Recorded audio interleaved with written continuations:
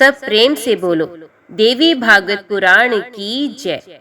नारद जी बोले, हे सुरेश्वर, कली के 5000 वर्ष व्यतीत हो जाने पर वे गंगा कहाँ चले गए? हे महाभाग, मुझे वे प्रसंग बताने की कृपा कीजिए। श्री नारायण मुनि बोले, हे नारद, सरस्वती के शाप के प्रभाव से वे गंगा भारतवर्ष में आई और पुनः शाप की अवधि बीत जाने पर श्रीहरि की इच्छा से वैकुंठ चली गई। इसी प्रकार सरस्वती और पद्मावती नदी स्वरूपियों वे लक्ष्मी भी शाप के अंत में भारत छोड़कर उन विष्णु के लोक में चली गई। हे ब्राह्मण, गंगा, सरस्वती और लक्ष्मी ये तीनों ही भगवान श्री हरि की भार्याएं हैं। साथ ही तुलसी सहित भगवान श्री हरि की 4 स्त्रियां वेदों में कही गई हैं। नारद जी बोले, हे भगवान, विष्णु के चरण कमलों से प्रकट होकर वे गंगा जी किस प्रकार ब्रह्मा के कमंडलों में स्थित हुई और शिव की प्रिया के रूप में कैसे विख्यात हुई? मुनिश्रेष्ठ, वे गंगा भगवान नारायण की भी प्रेयसी किस प्रकार हुई, वे सब मुझे बताने की कृपा कीजिए। श्री नारायण मुनि बोले, हे नारद, प्राचीन काल में द्रव्य रूपिणी वे गंगा गोलोक में विराजमान थी। राधा और श्री कृष्ण के अंग से आविर्भूत वे गंगा उन्हीं के अंश तथा स्वरूप वाली थी। जलमयी गंगा जी की जो अधिष्ठात्री देवी हैं, वे अनुपम रूप धारण कर पृथ्वीलोक में आई। उनका श्री विग्रह नूतन यौवन से संपन्न तथा सभी प्रकार के अलंकारों से विभूषित था। शरद ऋतु मध्याह्न काल में खिले हुए कमल के समान प्रतीत होने वाला उनका मुखमंडल मुस्कान से युक्त तथा अत्यंत मनोहर था। उनके शरीर का वर्ण तप्त स्वर्ण की आभा के समान तथा कांति शरतकालीन चंद्रमा के समान थी। वे सिनग्ध प्रभा वाली देवी अत्यंत दयालु मुद्रा में थी। उनका स्वरूप शुद्ध तथा सात्विक था। उनके जैन स्कूल तथा कठोर थे। उनके नितंब युगल अत्यंत सुंदर थे। उनका वक्षस्थल उन्नत, स्थूल, कठोर तथा गोल था। कटाक्ष युक्त तथा वक्राकार उनकी दोनों आंखें बड़ी सुंदर थी। मालती के पुष्प हार से सुसज्जित उनके केश पाश घुंघराले थे। उनका ललाट चंदन के तिलक के साथ साथ सिंदूर की बिंदियों से सुशोभित हो रहा था। उनके दोनों गंड स्थलों पर कस्तूरी से मनोहर पत्र रचनाएं की हुई थी। उनका अधरोष्ट बंदूक के पुष्प के समान अत्यंत सुंदर था। उनके दांतों की अति उज्जवल पंक्ति पके हुए अनार के दाने की भांति चमक रही थी।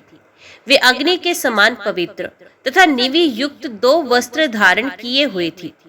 काम भाव वाली वे गंगा जी वस्त्र से मुंह ढककर लज्जित होती हुई श्री कृष्ण के पास विराजमान हो गई और प्रसन्न होकर अपलक नेत्रों से प्रभु के मुख सौंदर्य का निरंतर पान करने लगी। हर्ष के कारण नवीन संगम की लालसा से युक्त उन गंगा का मुखमंडल प्रसन्नता से खिल उठा और उनके शरीर का रोम रोम पुलकित हो गया।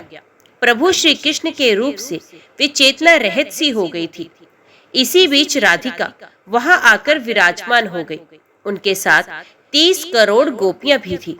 उनके शरीर की कांति करोड़ों चंद्रमाओं की प्रभा के समान थी। कोप के कारण उनके मुख तथा नेत्र लाल कमल के समान प्रतीत हो रहे थे। उनके श्री विग्रह का वर्ण पीले चंपक पुष्प के समान आभा वाला था। वे मध्य गजराज की भांति मंद गति वाली थी। बहुमूल्य रत्नों से निर्मित अनेक प्रकार के आभूषणों से अलंकृत वो थी। वे अपने शरीर पर अमूल्य रत्नों से जटे तथा अग्नि के समान पवित्र 2 निवि युक्त बहुमूल्य पीले वस्त्र धारण किए हुए थी। वे स्थल कमल की कांति को तिरस्कृत करने वाले कोमल, सुरंजित तथा भगवान श्री कृष्ण के द्वारा प्रदत्त अर्घ्य से सुशोभित चरण कमलों को धीरे धीरे रख रही थी। वे देवी सर्वोत्तम रत्नों से बने हुए विमान से उतरकर वहां उपस्थित हुई थी। स्वच्छ चवर की वायु से ऋषियों के द्वारा उनकी सेवा की जा रही थी। कस्तूरी के बिंदुओं से युक्त चंदन मिश्रित प्रज्वलित दीपक के समान आकार वाला तथा बिंदु रूप में शोभायमान सिंदूर उनके ललाट के मध्य भाग में सुशोभित हो रहा था। उनके सीमंत मांग का निचला भाग परम स्वच्छ था। पारिजात के पुष्पों की माला से सुशोभित, अपनी घुंघराली तथा सुंदर अलकावली को कंपाती हुई ये स्वयं भी कंपित हो रही थी। ऐसी वे राधा रोष के कारण अपने सुंदर तथा राग युक्त ओष्ठ कंपाती हुई भगवान श्री कृष्ण के पास जाकर रतन में सुंदर सिंहासन पर विराजमान हो गई। प्रभु श्री कृष्ण की प्रिया उन राधा के साथ सखियों का महान समुदाय विद्यमान था। उन्हें देखते ही भगवान श्री कृष्ण आदर पूर्वक उठ खड़े हुए और आश्चर्यपूर्ण मुद्रा में मुस्कुराते हुए उनसे मधुर बातें करने लगे। उस समय अत्यंत भयभीत गोपों ने सर झुकाकर भगवती राधिका को प्रणाम किया और फिर वे भक्ति पूर्वक उनकी स्तुति करने लगे। साथ ही परमेश्वर श्री कृष्ण ने भी राधिका की स्तुति की। तदंतर गंगा ने भी तुरंत उठकर राधिका की बहुत स्तुति की। भयभीत उन गंगा ने अति विनम्रता पूर्वक राधा से कुशल पूछा। वे डर के मारे झुककर खड़ी थी। उनके कंठ, ओष्ठ और तालु सूख गए थे। उन्होंने ध्यान पूर्वक भगवान श्री कृष्ण के चरण कमल की शरण ली। अपने हृदय कमल पर स्थित उन गंगा को देखकर भगवान श्री कृष्ण ने उन भयभीत देवी को अभय प्रदान किया। सर्वेश्वर श्री कृष्ण से वर पाकर देवी गंगा का चित्त शांत हो गया। तदंतर गंगा ने राधा को ऊंचे आसन पर विराजमान देखा। उनका रूप परम मनोहर था। उन्हें देखने में सुख प्राप्त हो रहा था और वे ब्रह्म तेज से देदीप्यमान हो रही थी। वे सनातन देवी सृष्टि के आरंभ में असंख्य ब्रह्माओं की रचना करने वाली हैं और नवीन यौवन से युक्त कन्या के समान सदा 12 वर्ष की अवस्था में रहती हैं। संपूर्ण विश्व में रूप तथा गुण में उनके समान कोई नहीं। वे परम शांत, कमनीय, अनंत, आदि अंत से रहित, साध्वी, पवित्र, कल्याणमयी, सुंदर, भाग्यवाली तथा अपने स्वामी के सौभाग्य से संपन्न रहती हैं। वे संपूर्ण सुंदरियों में श्रेष्ठ तथा सौंदर्य से सुशोभित हैं। वे श्री कृष्ण की अधोगिनी हैं। तेज, आयु और कांति में वे श्री कृष्ण के ही सदृश हैं। लक्ष्मीपति श्री विष्णु के द्वारा लक्ष्मी सहित वे महालक्ष्मी स्वरूपा राधिका पूजित हैं। वे राधिका परमात्मा श्री कृष्ण की प्रभामयी सभा को अपनी कांति से सदा आच्छादित किए रहती हैं। वे सखियों के द्वारा प्रदत्त दुर्लभ तांबूल का सदा सेवन करती हैं। वे स्वयं अजन्मा होती हुई भी संपूर्ण जगत की जननी है। वे भगवान श्री कृष्ण को प्राणों से भी अधिक प्रिय, उनके प्राणों की अधिष्ठात्री देवी, धन्य, मान्य तथा माननीय और मनोरम है। हे नारद, उस समय उन रासेश्वरी राधिका को देखकर सुरेश्वरी गंगा तृप्त नहीं हुई और वे अपलक नेत्रों से राधा के सौंदर्य का पान करने लगी। हे मुने, इसी बीच शांत तथा विनम्र स्वभाव वाली राधा मुस्कुराकर मधुरवाणी में जगदीश्वर श्री कृष्ण से कहने लगी, हे प्राणेश्वर, पास में बैठकर आपके मुस्कान युक्त मुख कमल को मुस्कुराकर तिरछी दृष्टि से देखती हुई ये कामना युक्त सुंदरी कौन है? अपना मुख वस्त्र से ढककर आपके रूप को बार बार देखती हुई पुलकित शरीर वाली ये सुंदरी चेतना रहित हो जाया करती है। आप भी कामना युक्त होकर उसकी ओर देखकर हंस रहे हैं। मेरे जीवित रहते गोलोक में ऐसी दुर्वृत्ति वाली स्त्री कैसे आई और आप भी बार बार दुचेष्टा कैसे करते जा रहे हैं? कोमल स्वभाव वाली स्त्री जाति होने के कारण प्रेमवश मैं आपको क्षमा कर दे रही हूँ। हे कामी ब्रजेश्वर, अपनी इस अभिष्ट प्रेयसी को लेकर आप अभी गोलोक से चले जाइए, अन्यथा आपका कल्याण नहीं है। एक बार पूर्व में मैंने आपको चंदन वन में विरजा के साथ देखा था। सखियों का वचन मानकर मैंने उस समय क्षमा कर दिया। मेरी ध्वनि सुनते ही आप उस समय छिप गए थे। विरजा ने वे शरीर त्याग दिया और उसने नदी का रूप धारण कर लिया था। वे देवी आज भी 1 करोड़ योजन चौड़ाई तथा उससे भी 4 गुना लंबाई वाली आपकी सतकीर्ति स्वरूपिणी नदी के रूप में विद्यमान है। मेरे घर चले जाने पर आप उन्हें उसके पास जाकर विरजे विरजे ऐसा कहते हुए जोर जोर से रोने लगे थे। तब उस सिद्ध योगिनी ने योग बल के प्रभाव से जल से बाहर निकलकर अलंकार युक्त मूर्तिमयी सुंदरी के रूप में आपको दर्शन दिया था। उस समय आपने उसमें अपने तेज का आधान किया था। और समय अनुसार उससे 7 समुद्र उत्पन्न हुए। इसी प्रकार मैंने आपको शोभा नामक गोपी के साथ चंपक वन में देखा था। उस समय भी मेरी ध्वनि सुनते ही आप छिप गए थे और वे शोभा शरीर छोड़कर चंद्रमंडल में चली गई थी। तब उसका शरीर परम सुंदर तथा तेजोमय हो गया था।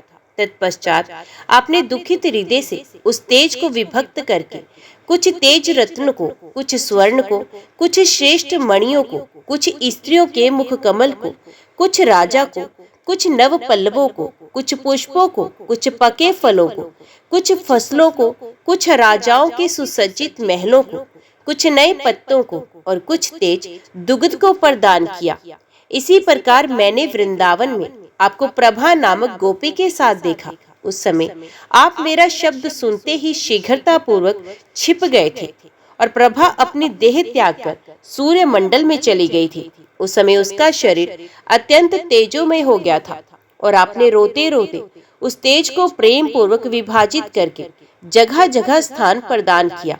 हे कृष्ण, लज्जा तथा मेरे भय के कारण आपकी आंखों से निकले हुए उस तेज को आपने कुछ अग्नि को, कुछ यक्षों को, कुछ राजाओं को, कुछ देवताओं को, कुछ विष्णु भक्तों को, कुछ नागों को, कुछ ब्राह्मण मुनि तथा तपस्वियों को और कुछ तेज सौभाग्यवती स्त्रियों तथा यशस्वी पुरुषों को प्रदान किया। इस प्रकार इन सबको वे तेज प्रदान करके पूर्व काल में आपने बहुत रुदन किया था। इसी तरह एक बार मैंने आपको शांति नामक गोपी के साथ रासमंडल में देखा। वसंत ऋतु रतन में दीपकों से युक्त रतन निर्मित महल में आप माला धारण किए तथा शरीर में चंदन लगाकर और विभिन्न प्रकार के आभूषण पहनकर अनेकाविध रत्न आभूषणों से अलंकृत उसके साथ पुष्प की शैया पर विराजमान थे। हे विभो, पूर्व काल में उसने आपको तांबुल दिया और आपने उसे प्रेम पूर्वक ग्रहण कर लिया। हे प्रभु, उस समय मेरा शब्द सुनकर आप तुरंत छिप गए थे और वे शांति भय से अपना देह त्याग कर आप में समाविष्ट हो गए थे। तब उसका शरीर उत्तम गुणों के रूप में परिणित हो गया। तदंतर रोते हुए आपने उसे विभाजित करके प्रेम पूर्वक विश्व के बांट दिया। हे प्रभु, उसका कुछ अंश निकुंज में, कुछ भाग ब्राह्मणों में और कुछ भाग राधा में समाहित हो गया। हे विभो, फिर आपने उसका कुछ भाग शुद्ध स्वरूपा लक्ष्मी को, कुछ भाग अपने मंत्र के उपासकों को, कुछ भाग शक्ति की आराधना करने वालों को, कुछ भाग तपस्वियों को और कुछ भाग धर्म को, तो कुछ भाग धर्मात्मा पुरुषों को दे दिया। इसी तरह पूर्व काल में मैंने आपको क्षमा नामक गोपी के साथ देखा था। आप सुंदर वेश धारण करके, माला पहनकर तथा शरीर में गंध और चंदन का लेप करके, रत्नों के आभूषणों से अलंकृत और गंध चंदन चर्चित उस क्षमा के साथ पुष्प तथा चंदन से सुरभित शैया पर सुख पूर्वक अचेता अवस्था में विराजमान थे। उस निद्राग्रस्त सुंदरी के साथ आप सुख पूर्वक क्रीड़ा में संसर्ग थे। उसी समय पहुंचकर मैंने उस क्षमा को तथा आपको जगाया था। इस बात को आप स्मरण कीजिए। उस समय मैंने आपका पीतांबर, मनोहर मुरली, वनमाला, कौस्तुभ और बहुमूल्य रत्न में कुंडल ले लिया था, किंतु बाद में सखियों के प्रेम पूर्वक कहने पर उसे आपको लौटा दिया था। हे प्रभु, उस समय आप लज्जा तथा पाप से कृष्ण वर्ण के हो गए थे। तत्पश्चात लज्जा के कारण क्षमा अपना शरीर त्याग कर पृथ्वी में समा गई और उसका शरीर उत्तम गुणों के रूप में परिणित हो गया। तब रोते हुए आपने उस क्षमा का विभाजन करके उसे प्रेम पूर्वक अनेक लोगों को दे दिया। उसका कुछ अंश विष्णु को, कुछ विष्णु भक्तों को, कुछ धार्मिक पुरुषों को, कुछ धर्म को, कुछ दुर्बलों को, कुछ तपस्वियों को, कुछ देवताओं को और कुछ भाग पंडितों को आपने दे दिया था। हे प्रभु, ये सब मैंने आपको बता दिया। अब आप और क्या सुनना चाहते हैं? आपके और भी बहुत से बड़े बड़े गुण हैं, किंतु मैं सब नहीं जानता।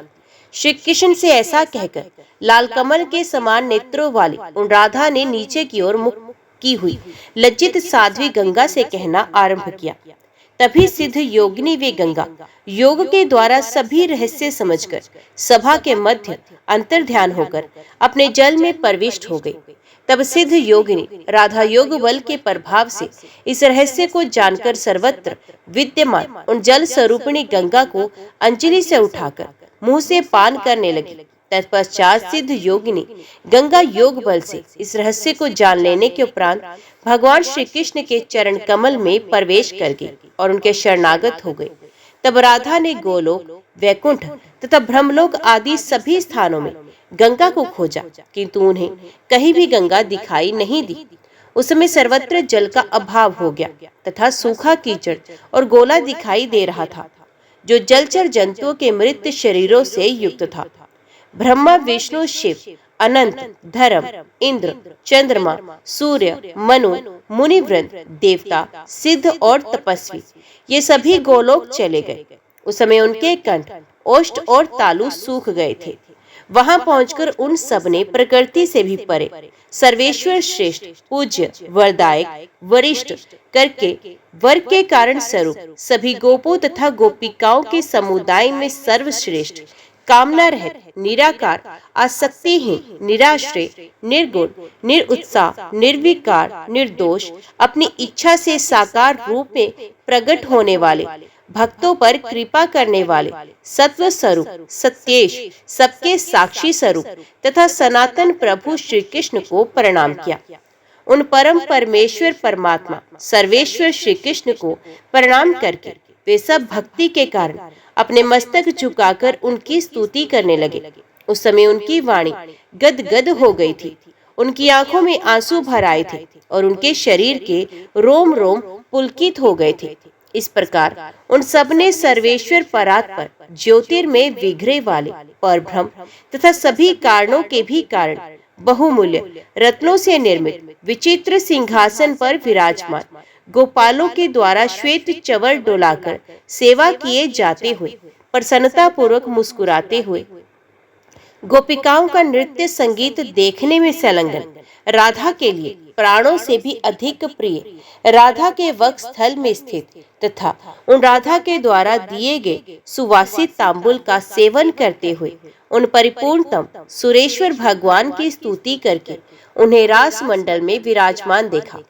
सभी मुनि, स्वयंभू आदि मनु, सिद्ध और तपस्वी महात्मा प्रसन्नचित्त हो गए। उन्हें महान आश्चर्य हुआ। एक दूसरे को देखकर वे सभी लोग जगत प्रभु चतुर्मुख ब्रह्मा से अपना वांछित अभिप्राय कहने लगे। उनका वचन सुनकर ब्रह्मा जी भगवान विष्णु को दाहिने और महादेव जी को बाएं करके परम आनंद से परिपूर्ण श्री कृष्ण तथा परमानंद स्वरूपिणी राधा के पास पहुंचे। उस समय ब्रह्मा जी ने रास मंडल में सब कुछ श्री कृष्णमय देखा। सबकी वेशभूषा एक समान, श्री सभी लोग समान आसन पर विराजमान थे। सभी लोगों ने दो भुजाओं वाले श्री कृष्ण के रूप में हाथों में मुरली से रखी हुई थी। सभी लोग वनमाला से सुशोभित थे। सबके मुकुट में मोर के पंख लगे थे। सभी लोग कौस्तुभ मणि से शोभायमान हो रहे थे। गुण भूषण, रूप, तेज, आयु और कांति से संपन्न उन सबका विग्रह अत्यंत कोमल, सुंदर तथा शांत था। सबके सब परिपूर्णतम और संपूर्ण ऐश्वर्य से संपन्न थे। उन्हें देखकर कौन सेव्य है तथा कौन सेवक है, ये बता सकने में ब्रह्मा असमर्थ थे। भगवान श्री कृष्ण क्षण भर में तेज स्वरूप हो जाते थे और क्षण भर में ही विग्रहवान होकर आसन पर विराजित हो जाते थे। इस प्रकार ब्रह्मा जी ने एक ही क्षण में उनके साकार तथा निराकार दोनों प्रकार के रूपों को देखा।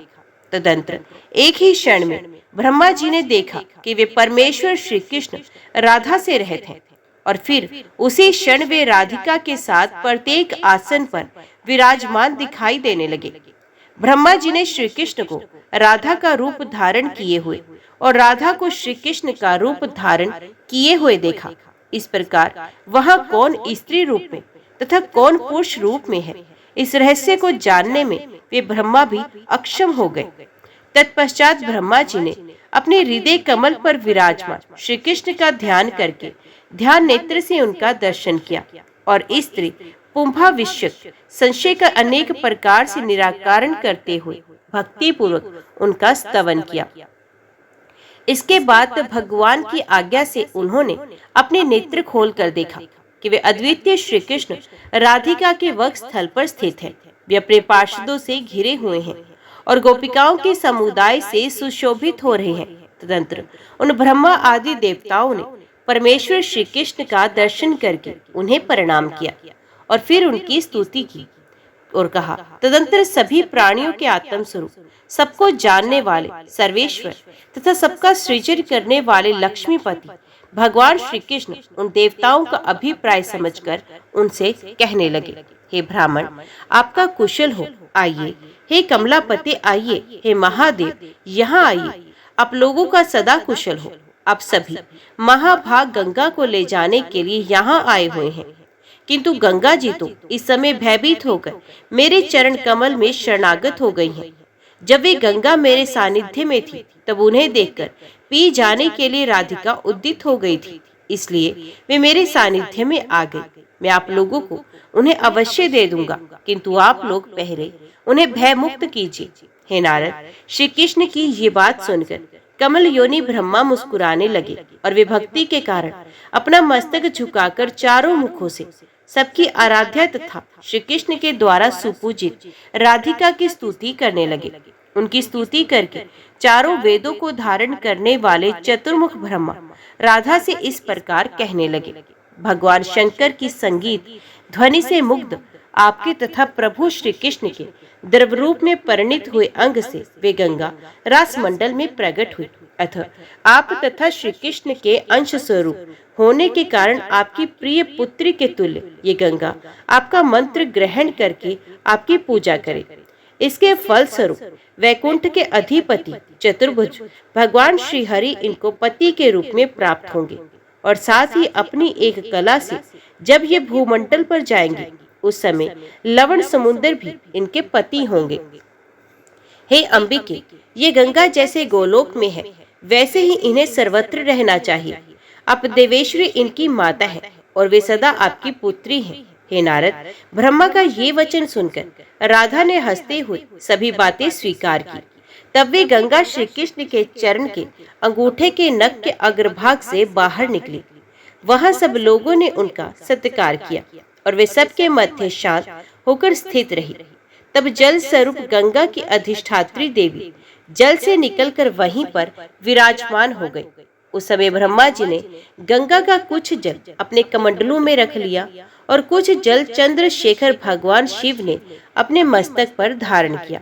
तदंतर कमल योनि ब्रह्मा ने गंगा को राधा मंत्र प्रदान किया और उन्हें राधा के स्तोत्र, कवच, ध्यान और पूजा की विधि तथा पुष्करण कर्म, इन सभी सामवेद प्रतिपादित अनुष्ठानों के विषय में बताया। गंगा ने इन नियमों के द्वारा उन राधा की विधिवत पूजा करके नारायण के साथ वैकुंठ के लिए प्रस्थान किया।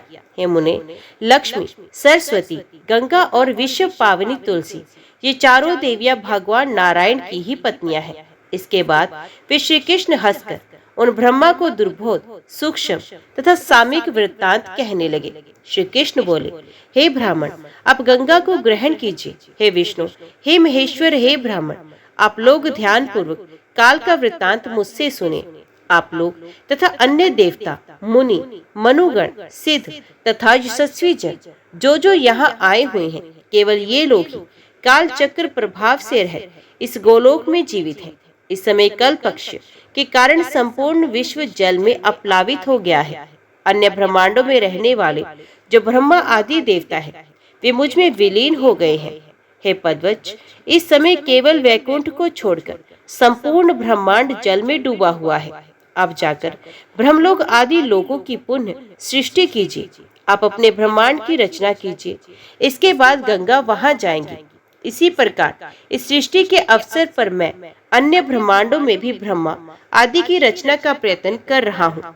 अब आप देवताओं के साथ यहाँ से शीघ्र जाइए। आपका बहुत समय बीत चुका है। ना जाने कितने ब्रह्मा समाप्त हो गए और ना जाने कितने ब्रह्मा अभी और होंगे। वे हे मुने, ऐसा कहकर राधिका नाथ भगवान श्री कृष्ण अंतपुर में चले गए और ब्रह्मा आदि देवता वहां से चलकर प्रयत्न पूर्वक सृष्टि कार्य में संलग्न हो गए। तब गोलोक, वैकुंठ, शिवलोक और ब्रह्मलोक तथा अन्यंतर भी जिस जिस स्थान पर गंगा को रहने के लिए परमात्मा श्री कृष्ण ने आज्ञा दी थी, उस पर वे गंगा चली गई। वे गंगा भगवान विष्णु की निकली थी, इसलिए वे विष्णुपदी कही गई। हे ब्राह्मण, इस प्रकार मैंने आपसे गंगा के इस सर्वोत्तम, सुखदायक, मोक्षप्रद तथा सार गर्भित उपाख्यान का वर्णन कर दिया। अब आप और क्या सुनना चाहते हैं? नारद जी बोले, हे प्रभु, ये तो मैंने आपसे सुन लिया कि लक्ष्मी, सरस्वती, गंगा और विश्व पावनी तुलसी, ये चारों ही भगवान नारायण की पत्नियां हैं और उनमें से गंगा वैकुंठ चली गई। किंतु वे गंगा विष्णु की पत्नी कैसे हुई, ये प्रसंग मैंने नहीं सुना। श्री नारायण बोले, हे नारद, जब गंगा जी वैकुंठ चली गई, उसके पश्चात जगत की रचना करने वाले ब्रह्मा जी भी वहां पहुंचे। गंगा के साथ जगदीश्वर विष्णु के पास पहुंचकर उन्हें प्रणाम करके वे उनसे कहने लगे। ब्रह्मा जी बोले, राधा और श्री कृष्ण के अंग से आविर्भूत जो द्रव रूपिणी देवी गंगा है, वे समय नवीन यौवन से संपन्न तथा उत्तम स्वभाव वाली श्रेष्ठ सुंदरी के रूप में विराजमान है। ये देवी शुद्ध सत्व स्वरूपिणी तथा क्रोध और अहंकार से रहित है। उन श्री कृष्ण के अंग से प्रादुर्भूत ये गंगा उन्हें छोड़कर किसी अन्य का पति रूप में वर्ण नहीं करना चाहती, किंतु अति माननीय राधा वहाँ विद्यमान है। वे श्रेष्ठ तथा तेजस्विनी राधा इन गंगा को पी जाने के लिए उदित थी। इससे अत्यंत भयभीत ये गंगा बड़ी बुद्धिमानी के साथ परमात्मा श्री कृष्ण के चरण कमल में समाविष्ट हो गई। उस समय सर्वत्र ब्रह्मांड गोलोक को शुष्क हुआ देखकर मैं गोलोक गया, जहाँ पर सर्वांतरयामी श्री कृष्ण संपूर्ण वृत्तांत जानने के लिए विराजमान थे। उन्होंने सबका अभिप्राय समझकर अपने चरणों के अंगुष्ठ नख के अग्रभाग से गंगा को बाहर निकाल दिया। तब मैंने इन गंगा को राधिका मंत्र प्रदान कर इनके जल से ब्रह्मांड गोलक को पूर्ण करके उन राधा तथा राधापति श्री कृष्ण को प्रणाम करके मैं इन्हें साथ लेकर यहाँ आया। हे प्रभु, अब आप गंधर्व विवाह के द्वारा इन सुरेश्वरी गंगा को स्वीकार कीजिए। श्रेष्ठ देवताओं में आप परम रसिक हैं और यहाँ विराजमान ये गंगा भी रसिका है। हे देवेश, आप पुरुषों में रतन हैं और ये साध्वी गंगा भी स्त्रियों में रतन है। विदग्ध नारी का विदग्ध पुरुषों के साथ सम्मिलन कल्याणकारी होता है। जो पुरुष स्वत्व प्राप्त कन्या को नहीं ग्रहण करता, उससे महालक्ष्मी रुष्ट हो जाती है और उसे छोड़कर चली जाती है, इसमें संदेह नहीं। जो विद्वान होता है वे कभी प्रकृति का अपमान नहीं करता। सभी पुरुष प्रकृति से उत्पन्न हैं और स्वयं भी उसी प्रकृति की कलाएं हैं। केवल आप भगवान जगन्नाथ ही निर्गुण और प्रकृति से परे हैं। वे श्री कृष्ण ही आधे अंग से दो भुजा वाले श्री कृष्ण बने और आधे भाग से चतुर्भुज हुए। इसी प्रकार पूर्व काल में श्री कृष्ण के वाम अंग से प्रादुर्भूत राधा भी दो भागों में विभक्त हुई। दाहिने अंश से तो वे स्वयं राधा बनी रही और बाएं अंश से कमला हो गई। इसलिए ये गंगा आपको ही पति रूप में वर्ण करना चाहती है, क्योंकि ये आपके ही देह से उत्पन्न हुई है। हे प्रभु, प्रकृति और पुरुष की भांति स्त्री और पुरुष दोनों का शरीर एक ही होता है। ऐसा कहकर वे ब्रह्मा जी श्री हरि को गंगा सौंपकर वहां से चले गए। तत्पश्चात नारायण श्री हरि ने गंगा का पुष्प चंदन चर्चित हाथ पकड़कर गंधर्व विवाह विधि के अनुसार उन्हें पत्नी रूप में ग्रहण किया। इसके बाद वे रमापति श्री हरि गंगा के साथ प्रसन्नता पूर्वक विहार करने लगे। इस प्रकार जो गंगा पृथ्वी पर गई हुई थी, वे अपने स्थान पर पुनः आ गई। ये गंगा भगवान विष्णु के चरण कमल से निकली है, इसलिए विष्णुपदी इस नाम से विख्यात हुई। अब रसिकेश्वर भगवान श्री हरि के साथ प्रथम रति क्रीड़ा में अतिशय सुखानुभूति के कारण वे रसिका देवी गंगा मूर्छित हो गई। उन गंगा को देखकर सरस्वती नित्य दुखित रहती थी। लक्ष्मी के बार बार मना करने पर भी सरस्वती उन गंगा से सदा ईर्ष्या करती थी, किंतु गंगा ने सरस्वती के प्रति ऐसा नहीं किया। अंत में विष्णु प्रिया गंगा ने कोप करके सरस्वती को भारतवर्ष में जाने का शाप दे दिया था। हे मुने, इस प्रकार उन रमापति श्री हरि की गंगा सहित 3 पत्नियां हैं। इसके बाद मैं तुलसी को लेकर उनकी 4 पत्नियां हैं। नारद जी बोले, परम साध्वी तुलसी भगवान श्री हरि की प्रिय भार्या कैसे बनी? वे कहाँ उत्पन्न हुई थी? पूर्व जन्म में कौन थी? किसके कुल में उत्पन्न हुई थी? और वे सती किसके कुल में कन्या के रूप में प्रादुर्भूत हुई? और वे अपनी किस तपस्या के प्रभाव से तुलसी प्रकृति से परे, विकार रहित, निष्काम, सर्व विश्वरूप नारायण, पर ब्रह्म, परमेश्वर, ईश्वर, सबके आराध्य, सर्वेश, सब कुछ जानने वाले, संपूर्ण जगत के कारण, सर्वाधार, सर्वरूप तथा सभी प्राणियों का पालन करने वाले भगवान श्री हरि को पत्नी रूप में प्राप्त हुई। ऐसी साध्वी देवी कैसे वृक्ष बन गई और वे तपस्विनी किस प्रकार से असुर के द्वारा ग्रहित हुई। समस्त शंकाओं का निवारण करने वाले हे प्रभु, ये सब जानने के लिए मेरा कोमल तथा चंचल मन मुझे बार बार प्रेरित कर रहा है। आप मेरे संपूर्ण संदेह को दूर करने की कृपा कीजिए।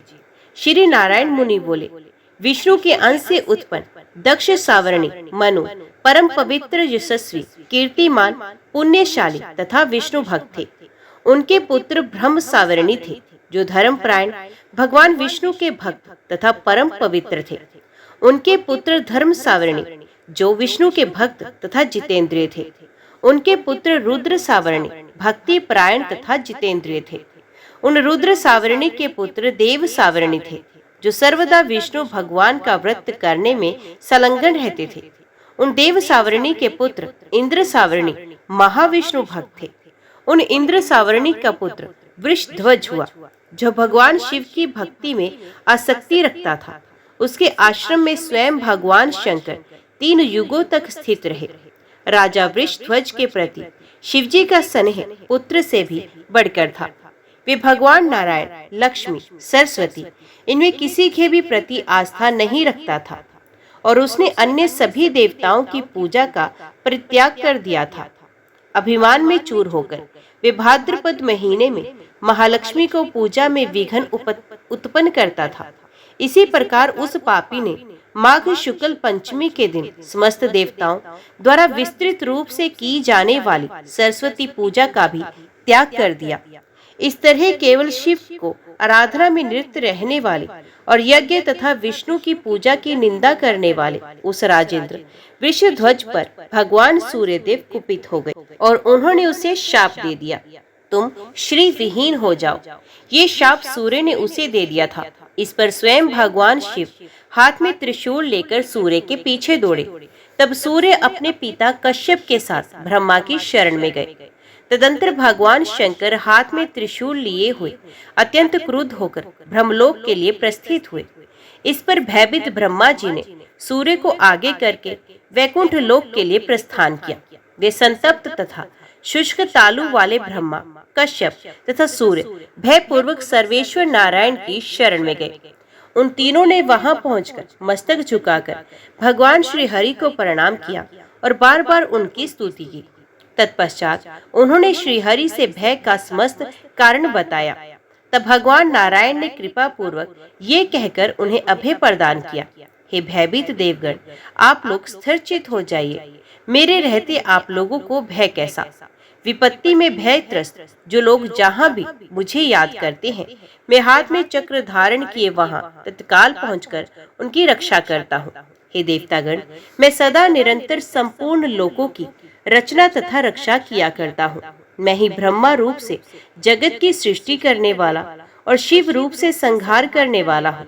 मैं ही शिव हूँ, आप भी मेरे ही रूप हो और ये सूर्य भी मेरे ही स्वरूप है। तीनों गुणों से युक्त मैं ही अनेकाविध रूप धारण करके सृष्टि पालन करता हूँ। आप लोग जाइए, आप लोगों का कल्याण होगा। आप लोगों का भय कहाँ। मेरे वर के प्रभाव से आप लोगों को आज से शंकर जी से भय नहीं होगा। वे सर्वेश्वर भगवान शिव सज्जनों के स्वामी, भक्तों के वश में रहने वाले, भक्तों की आत्मा तथा भक्त वत्सल है। हे ब्राह्मण, सुदर्शन चक्र और भगवान शिव ये दोनों ही मुझे प्राणों से भी अधिक प्रिय हैं। इन दोनों से बढ़कर तेजस्वी ब्रह्मांडों में कोई भी नहीं। हे महादेव, खेल खेल में करोड़ों सूर्य तथा करोड़ों ब्रह्मा की रचना कर सकते हैं। उन त्रिशूलधारी प्रभु शिव के लिए कुछ भी दुष्कर नहीं है। वे भगवान शिव कुछ भी बाहरी ज्ञान ना रखते हुए दिन रात मेरा ही ध्यान करते हैं और अपने पांचों मुखों से भक्ति पूर्वक सदा मेरे मंत्रों का जप तथा गुणों का गान करते रहते हैं। मैं भी दिन रात उनके कल्याण का ही चिंतन करता हूँ, क्योंकि जो लोग जिस प्रकार मेरी उपासना करते हैं, उसी प्रकार मैं भी उनकी सेवा में तत्पर रहता हूँ। भगवान शंकर शिव स्वरूप हैं और वे कल्याण के अधिष्ठात्र देवता हैं। उन्हीं से कल्याण होता है, अतः विद्वान लोग उन्हें शिव कहते हैं। इसी बीच भगवान शंकर भी वहां पहुंच गए। उनके हाथ में त्रिशूल था। वे वृषभ पर सवार थे तथा उनकी आंखें लाल कमल के समान थी।